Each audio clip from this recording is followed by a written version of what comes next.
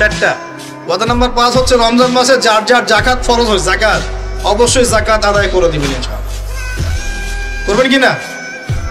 আপনারা কি মনে করেন যে নামাজই খালি ফরজ, যাকাত ফরজ না? যাকাত ফরজ না?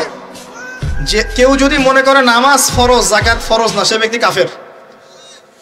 হ্যাঁ, আমার ফতোয়া না, যে কোনো আলেমকে জিজ্ঞাসা করেন না, যে কোনো মাযহাবের আলেমকে জিজ্ঞাসা করেন, যে কোনো মাযহাবে, মান ফাররাকা বাইনা সলাতি ওয়াজ যাকাত, যে ব্যক্তি সালাত এবং যাকাতের মধ্যে পার্থক্য করে সে ব্যক্তি মুসলিম মিল্লাত থেকে খারিজ হয়ে যাবে। আবু বকর সিদ্দিক রাদিয়াল্লাহু আনহুর যুগে কিছু মানুষ যাকাত দিত না, দিতে চায় নাই। আবু বকর সিদ্দিকের মতো নরম মানুষ না মনে হয়, নরম মানুষ নামাজে দাঁড়ালেই ঝরঝর করে কান্না শুরু করেন, নরম মনের মানুষ, তিনি যাকাত অস্বীকারীদের বিরুদ্ধে যুদ্ধ করলেন। ইতিহাস পড়ে দেখেন। তারপরে তারা ভয়ে যাকাত দেওয়া শুরু করল। একজনের বিরুদ্ধে অ্যাকশন নেওয়া হয়েছে, বাকিরা ভয়ে যাকাত দেওয়া শুরু করছে। রাষ্ট্রীয় কোষাগার সমৃদ্ধ হলো। মুসলিমরা কি ওই সময় সুদের মধ্য দিয়ে রাষ্ট্রীয় কোষাগার বৃদ্ধি করত? যাকাত ছিল, গনিমত ছিল, সাদাকা ছিল, ব্যবসা ছিল, কৃষি ছিল, এইগুলোর মধ্য দিয়ে তারা সমৃদ্ধ হতো। আর এই সমৃদ্ধি দিয়ে আমরা প্রায় 1200 বছর বিশ্ব শাসন করেছি। কত বছর? 1200 বছর আমরা বিশ্ব শাসন করেছি। আর এখন আমাদেরকে চাইতে হয়, লোন দেন, এই করেন, সেই করেন। আমাদেরকে নিচের হাত হইতে হয়েছে, নিচের হাত। কি লজ্জা আমাদেরকে নিচের হাত হতে হয়েছে, ওরা এখন উপরের হাত। ওরা আমাদেরকে এখন অনুদান দেয়, আবার সুদের শর্ত দিয়ে দিবে। আপনারা তো IMF বুঝবেন না, ওইটাতে আমি যাচ্ছি না। এমন কিছু শর্ত দিবে যেটা রাষ্ট্রের গলার দড়ি চিপে রেখে দিবে একেবারে। এটা যারা এখানে বিজ্ঞ ব্যক্তিত্বরা আছেন তারা বুঝবেন আমার কথা। গলার মধ্যে দড়ি দিয়ে ফাঁস লাগিয়ে রেখে দিবে, এর নাম লোন দেওয়া। গলায় দড়ি দিয়ে ফাঁস ধরে রেখে দিবে, এর নাম লোন দেওয়া। দিবি না মানে টান দিয়ে নিয়ে নিবে। তারপর শ্রীলঙ্কা বানায় রেখে দিবে। শ্রীলঙ্কা এমনি হয়েছে নাকি? ওর গলায় আগে রশি পরাইছে, নে তুই নে, এগুলো সব নে। রশি আস্তে আস্তে টান দিছে দিয়ে এক পর্যায়ে যখন দেখছে এ তো আর আমার কিছু শোধ করতে পারবে না, টান দিয়ে সব নিয়ে নাও, দেউলিয়া শেষ নাই। শিক্ষা বিশ্ব বুঝতে হবে, কোরআন সুন্নাহ আল্লাহ পাক শুধু এই যে ঝাড়ফুঁক করার জন্যে আর তাবিজ করার জন্যে, হ্যাঁ, শুধু বরকত নেওয়ার জন্যই নাজিল করেন নাই। কোরআন এবং সুন্নাহ আল্লাহ পাক নাজিল করেছেন যাতে কোরআন সুন্নাহ দিয়ে আমরা চলমান সমাজের, বিশ্বের সমস্ত সমস্যাগুলোর সমাধান খুঁজে বের করতে পারি। না কি মনে হয় আপনাদের? এই জন্য আল্লাহ নাজিল করেন নাই? আমি একটা আয়াত বলি তাহলে বুঝবেন। আল্লাহ বলছেন সূরা নাহল আয়াত নাম্বার 89, সূরা নাহল আয়াত নাম্বার 89 আল্লাহ পাক বলছেন, বিসমিল্লাহির রাহমানির রহিম, ওয়া নাযালনা আলাইকাল কিতাব, হে নবী আমি আপনার প্রতি এমন একটা কিতাব নাজিল করে দিয়েছি, মানে কোরআন, তিবিয়ানান লিকুল্লি শাই, যে কিতাব প্রতিটা বিষয়কে ব্যাখ্যা করবে ইনশাআল্লাহ। ব্যাখ্যা করে কিনা? কোরআন প্রতিটা বিষয়কে ব্যাখ্যা করে কিনা? ওয়া হুদান, এবং কোরআন হবে আমাদের জন্য হেদায়াত, মানে পথ নির্দেশ, গাইডেন্স। ওয়া রাহমাতান, এবং আল্লাহর পক্ষ থেকে রহমত, দয়া। ওয়া বুশরা লিল মুসলিমিন, আর মুসলমান জাতির জন্য এই কোরআন হচ্ছে সুসংবাদ। বলে সুবহানাল্লাহ। এই কোরআন যদি পড়ি না, বুঝি না, আমল করি না, তাহলে এর সমাধান কেমন করে বের করব? আল্লাহ পাক আমাদেরকে এমন ওলামায়ে কেরাম দান করুন, এমন প্রজন্ম দান করুন, এমন যুব সমাজ দান করুন, এমন নেতৃত্ব দান করুন যারা কোরআন এবং সুন্নাহর জ্ঞান দিয়ে পুরো বিশ্বটাকে শাসন করতে পারবে ইনশাআল্লাহ। আল্লাহ পাক, আমি দোয়া করি আল্লাহ পাক আমাদের ঊর্ধ্বতন কর্তৃপক্ষ সহ সবাইকে এমন হেদায়েত দান করুন যে হেদায়েতের আলোকে তারা কোরআন সুন্নাহর কাছে এমনভাবে আত্মসমর্পণ করবে যে ওই হেদায়েতের আলো নিয়ে, ওই আলোর মশাল নিয়ে ইনশাআল্লাহ বিশ্বটা জয় করবে ইনশাআল্লাহ। এমন প্রজন্ম আসবে ইনশাআল্লাহ, যদি এই এস্টিমেশনগুলা, প্রেডিকশনগুলো ফলে, এরকম প্রজন্ম যে আসবে এটাও একদিন ফলবে ইনশাআল্লাহ। তাহলে আমরা নিয়াত করতে পারি কি, 7 নাম্বার ওয়াদা করতে পারি যে আমরা সবাই কোরআন এবং সুন্নাহর ইলমটা অর্জন করব ইনশাআল্লাহ। কমপক্ষে বেসিক কিছু জ্ঞান অর্জন করব ইনশাআল্লাহ। আমি বলছি না যে সবাইকে মুফতি হওয়া লাগবে, সবাইকে দায়ী হতে হবে, সবাইকে একদম মুফাসসির হতে হবে, এটা জরুরি না, এটা মানুষ পারবেও না। কিন্তু কমপক্ষে ইসলামের বেসিক জিনিসগুলো কি আমরা শিখতে পারি না ভাই? এটা শেখার জন্য কি খুব কষ্ট করতে হবে? আল্লাহ পাক আমাদের সবাইকে খাস নিয়াত করার তৌফিক দান করুন, খালেস নিয়াত করার তৌফিক দান করুন।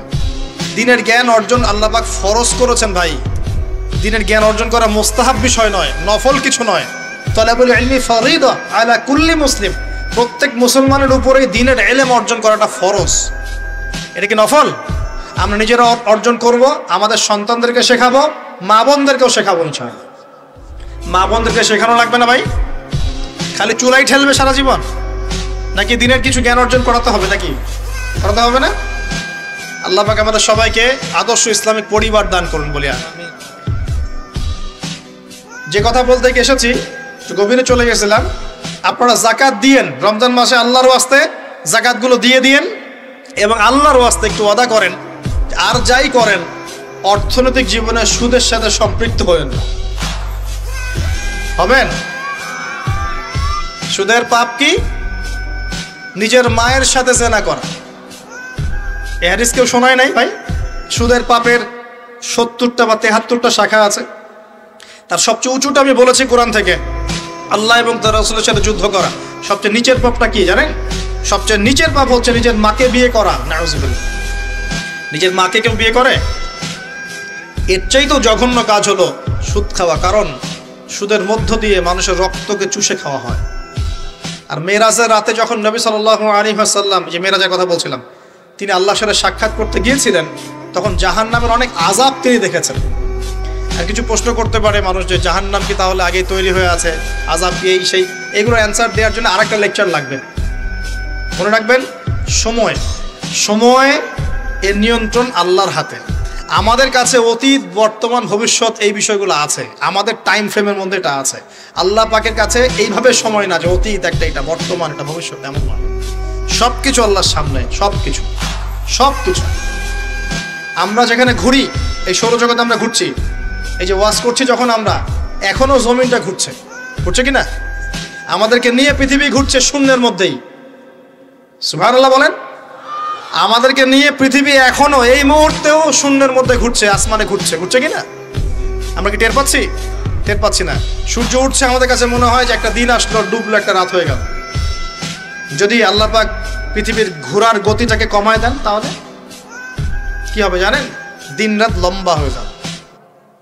বুঝেন নাই মনে হয়?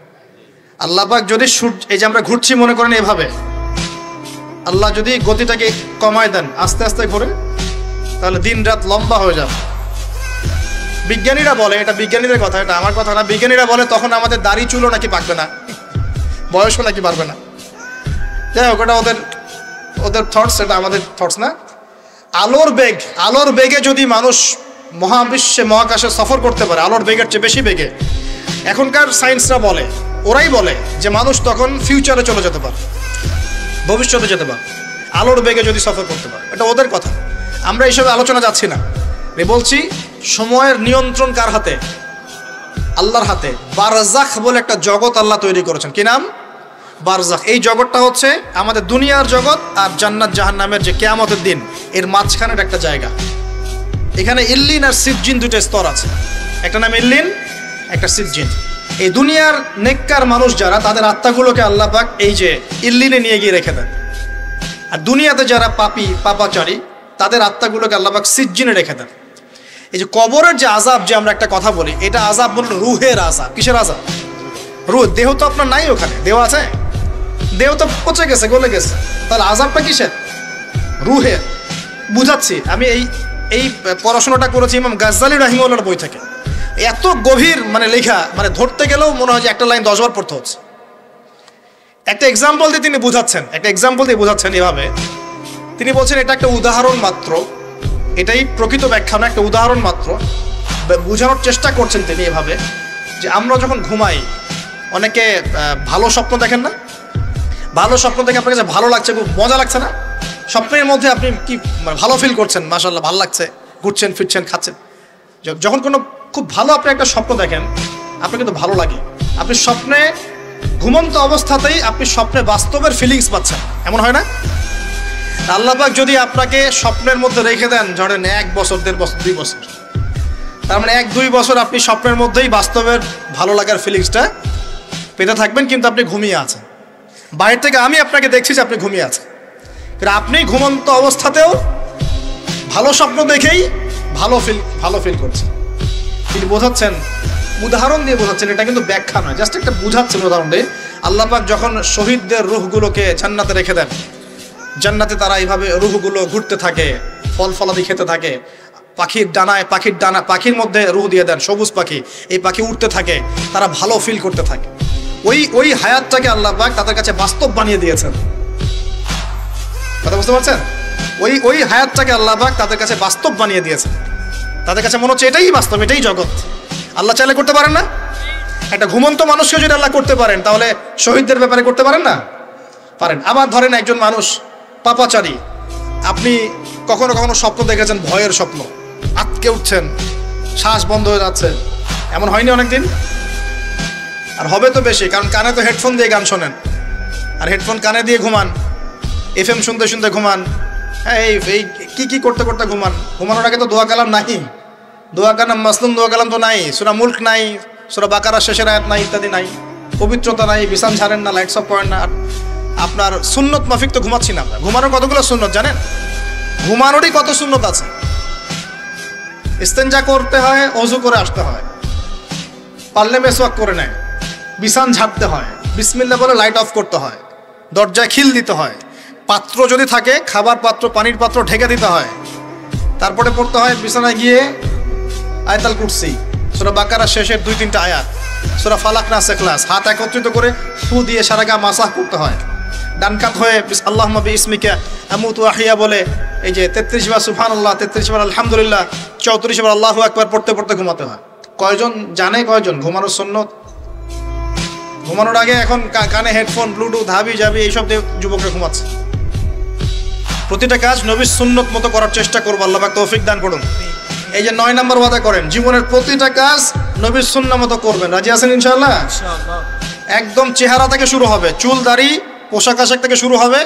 আল্লাহ পাক যত উপরে নিয়ে যাবেন, আপনি যেখানেই যান নবীর সুন্নত বাস্তবায়ন করবেন ইনশাআল্লাহ।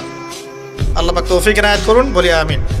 মনে করেন খারাপ স্বপ্ন দেখছেন, খারাপ স্বপ্নে এখন আপনি কষ্ট পাচ্ছেন, দেখছেন যে পানিতে ডুবে যাচ্ছেন, দেখছেন যে আপনি আগুনে পুড়ে যাচ্ছেন, নাউজুবিল্লাহ, দেখছেন যে আপনি হয়তো কেউ আপনার শ্বাস গলা চিপে ধরেছে ইত্যাদি, মানে আপনি কষ্ট পাচ্ছেন। বাহির থেকে কিন্তু আমি আপনার কষ্ট বুঝতে পারবো না, পারবো? আপনি ঘুমিয়ে আছেন, ঘুমিয়ে আপনি কষ্ট পাচ্ছেন। এখন এই ঘুমন্ত কষ্টের স্বপ্নটাকে আল্লাহ পাক যদি 5 বছর লম্বা করে দেন, পারবেন কিনা? আল্লাহ পাক পারেন কিনা? 5 বছর ঘুমিয়ে আছেন আপনি, উঠতে পারতেছেন। এখন এটা হয় না, আল্লাহ চাইলে পারেন, সম্ভব কিনা? আল্লাহ পাক 309 বছর ঘুম পাড়া রাখেন নাই মানুষকে, আছে না দলিল? কোরআনে আছে না? কোন সূরায়? এই তো মাশাআল্লাহ, মাশাআল্লাহ, সূরা কাহফে আছে না? 309 বছর আল্লাহ পাক 9 জন 10 জন ছেলেকে ঘুম পাড়া রাখছেন না? রাখছেন। তো এখন মনে করেন যে আল্লাহ পাক আপনাকে ওই কষ্টের আযাবটাকে লম্বা করে দিলেন, কষ্টের ওই স্বপ্নটাকে লম্বা করে, তাহলে আপনি কিন্তু ঘুমের মধ্যেও কষ্ট ফিল করবেন।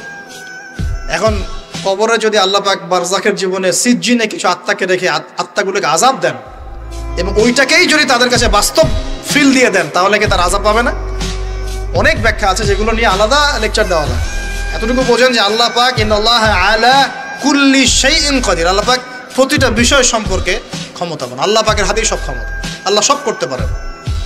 যে আল্লাহ পাক আমাকে শ্বাস নেয়ার ক্ষমতা দিচ্ছেন, নিঃশ্বাস নিচ্ছি, একটা নিঃশ্বাসের দাম কি অন্য কেউ দিতে পারবে? যে আল্লাহ পাক এনভায়রনমেন্ট, বায়ুমণ্ডলের মধ্যে নাইট্রোজেন গ্যাস দিয়ে দিয়েছেন, এই গ্যাস কি কে দিয়ে, অন্য কেউ দিয়েছে? যে আল্লাহ পাক শ্বাস নেয়ার জায়গা দিয়েছেন, আমাদের হার্ট যে পাম্প করছে, জন্মের সময় থেকে পাম্প করছে, এখন পর্যন্ত থামে নাই, একদিন 1 মিনিটের জন্য থেমে গেলেই শেষ। এটা কে চালু করে রেখেছে? যে আল্লাহ এত কিছু করতে পারেন, সেই আল্লাহর পক্ষে নবী সাল্লাল্লাহু আলাইহি ওয়াসাল্লামকে তার কাছে নিয়ে যাওয়া, এই আযাবগুলো দেখানো এমন কঠিন কিছু? এগুলো নিয়েও এখন মানুষ প্রশ্ন তোলে। ঈমান কোন জায়গায় চলে গেছে চিন্তা করেন। তো এখানে নবীজি অনেকগুলো শাস্তি দেখেছেন, তার মধ্যে একই পাপের কারণে 3টা শাস্তি দেখেছেন। কয়টা ভাই? এই সেই বিখ্যাত পাপের নামটাই হচ্ছে সুদ। কি নাম সেই পাপের? একবার দেখেছেন কিছু লোককে রক্তের নদীতে ফেলে দিয়ে মাথা ফাটিয়ে দেওয়া হচ্ছে। জিজ্ঞাসা করলেন এরা কারা? জিবরাইল আলাইহিস সালাম বলছেন এরা আপনার উম্মতের সেই সব ব্যক্তি যারা সুদ করছিল। রক্তের নদী কেন? কারণ রক্ত চুষে খাইতো তারা মানুষ। মাথা কেন ফাটাই দেওয়া হচ্ছে? কারণ এই মাথা দিয়ে বলেছিল ইন্নামাল বাইউ মিসলুর রিবা, ব্যবসা সুদ একই জিনিস। এই শয়তানি মাথা থেকে বের হয়েছে, এই কারণে মাথা ফাটিয়ে দেওয়া হচ্ছে। আর একটা শাস্তি দেখেছেন, তারা পাথর খাচ্ছে, পাথর, বড় বড় পাথর খাচ্ছে, পিছনের রাস্তা দিয়ে পাথর বের হয়ে যাচ্ছে। জিজ্ঞাসা করলেন কাদের কি কারণে শাস্তি দেওয়া হচ্ছে? জিবরাইল আলাইহিস সালাম বললেন এটাও সুদের কারণ। 3 নাম্বারটা দেখেছেন তিনি, যে কিছু মানুষ শুয়ে আছে আর এই পেটটা, এই বাড়ি, আমাদের বাড়ি যেমন উঁচু, বাড়ির মতো উঁচু হয়ে আছে পেটটা, আর পেটের ভিতরে অজগরের মতো বড় বড় সাপ কিলবিল কিলবিল করছে। এই তিনটা শাস্তি তিনি দেখেছেন, দেখে জিবরাইল আলাইহিস সালামকে বলছেন এই তিনটা শাস্তি কি কারণে? তিনটার ক্ষেত্রেই জিবরাইল আলাইহিস সালাম বলেছেন সুদের কারণে, সুদের কারণে, সুদের কারণে। আল্লাহ পাক আমাদেরকে হেফাজত করুন। 10 নম্বর নিয়াত, আমরা সবাই হালাল খাওয়ার চেষ্টা করবো ইনশাআল্লাহ। আমরা হারামের দিকে যাবো না ইনশাআল্লাহ। হালাল রিজিক আল্লাহ যতটুকু দিবেন এতটুকুতে সন্তুষ্ট থাকবো ইনশাআল্লাহ।